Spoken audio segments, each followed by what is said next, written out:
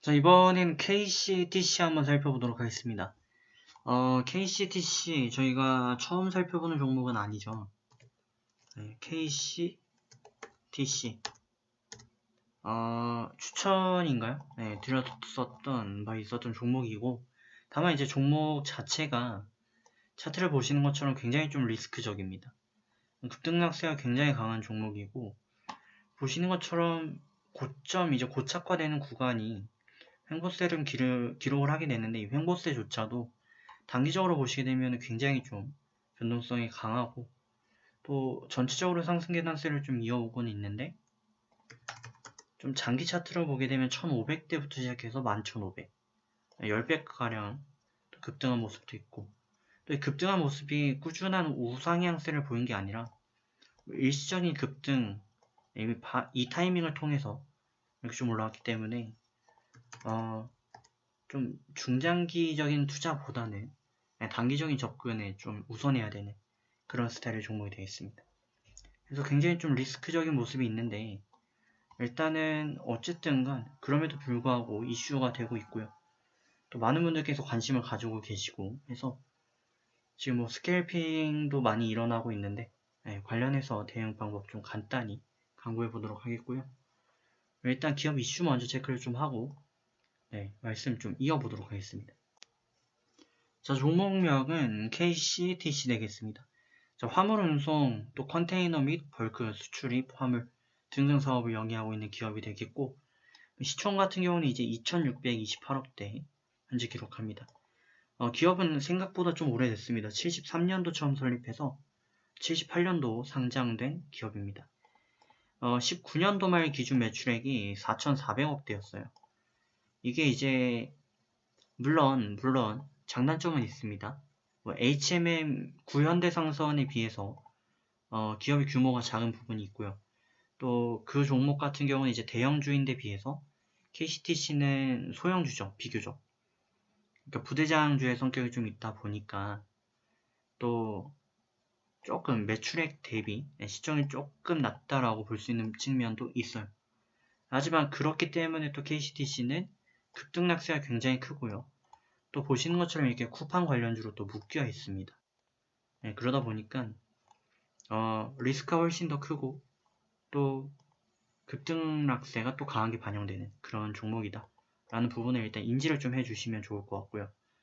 일단 KCTC 같은 경우는 이제 쿠팡이 오늘 밤 뉴욕 증시 첫 거래가 됩니다. KCTC가 이제 쿠팡 관련주인데, 쿠팡이 이대로 상장되면 우리나라 종목들을 기준으로 했을 때 시총이 삼성 다음 혹은 뭐 세 번째 정도 될 것으로 지금 좀 예상이 되고 있고, 그렇게 되면은 이에 대해서 이제 보는 시각도 좀 차이가 있을 수 있습니다. 쿠팡이 1년에 적자가 막 1조 몇천억씩 막 납니다. 그죠? 작년 같은 경우는 시설 확충을 위한 투자였기 때문에 뭐 적자로 보기는 조금 애매하긴 하지만, 어쨌든 쿠팡 입장에서는 5조 정도의 추가적인 자금 조달을 위해서 상장을 하는 건데, 그 상장이 성공이 될지 못할지는 또 두고 봐야 되거든요.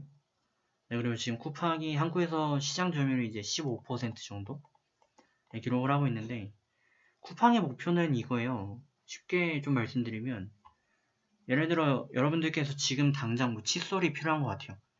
이거를 그냥 쿠팡을 통해 시키면 1시간 내에 갖다 주겠다는 거죠. 최종적으로는 이쪽까지 이제 발전하고자 하는 게 목표인데, 이거의 이제 단점이라면 온오프라인을 대상으로 했을 때, 일단 뭐 오프라인 같은 경우는 이마트, 롯데마트 이런 쪽이, 특히 롯데 같은 경우 이쪽을 좀 박차를 가하고 있기 때문에 경쟁 요소가 될 수 있고, 또 온라인 쪽으로 가면 네이버가 생각보다 스마트 스토어 같은 거를 중심으로 해서 확장이 좀 많이 되었고, 티몬 이런 것들도 경쟁으로 지금 제약을 좀 받고 있죠. 그러다 보니까 상장 이후 과연 잭팟이 지속적으로 이어질 수 있을 것인가, 여기에 대해서 의견이 좀 팽배하다 보니까 주가 역시 무조건적인 급등이, 관련주들이 무조건적인 급등이 나오지는 못하고 있는 그런 상황이 되겠습니다. 자, 그럼 앞으로 어떻게 KCTC를 좀 대응하면 좋을까요? 일단 쿠팡에 따라서 급등락이 굉장히 좀 강하게 반영될 가능성이 높아요. 네. 그리고 사실상 미국이랑 한국은 시각 차이가 존재하기 때문에 내일 시가가 급등 아니면 급락 뭐 이런 식으로 시작할 수 있습니다. 그래서 굉장히 좀 도박적이다, 리스크적이다라고 보실 수 있는 종목이고요. 다만 그럼에도 불구하고 기업 가치나 이슈를 좀 감안했을 때 아직 저평가적인 측면도 없진 않습니다. 그렇기 때문에 좀 길게 보신 분들은 일본 기준 22평 잡고 대응을 쭉 이어주시면 좋겠고요. 단기적으로 접근하시는 분들은 좀 안전하게 가신다면 일단은 내일 시가를 좀 보고 대응을 하시는 게 가장 좋긴 하고요. 거기에 베팅을 좀 해야겠다 하시는 분들이라면 당장은 글쎄요. 그래도 22평 잡아야 될 것 같은데요. 일본 기준. 네, 잡고 대응을 좀 이어가시면 좋을 것 같습니다. 네, 해서 좋은 결과 있으시길 바라겠고 22평 대응을 하셔도 좋고 아니면 내일 시가 보고 재접근을 한번 이어보시면 좋겠다. 그렇게 말씀을 좀 올릴 수밖에 없겠네요. 자, 그럼 좋은 결과 있으시길 바라겠고요. 특이사항 나오면 또 언급드리도록 하겠습니다. 좋은 결과 있으시길 바라겠습니다.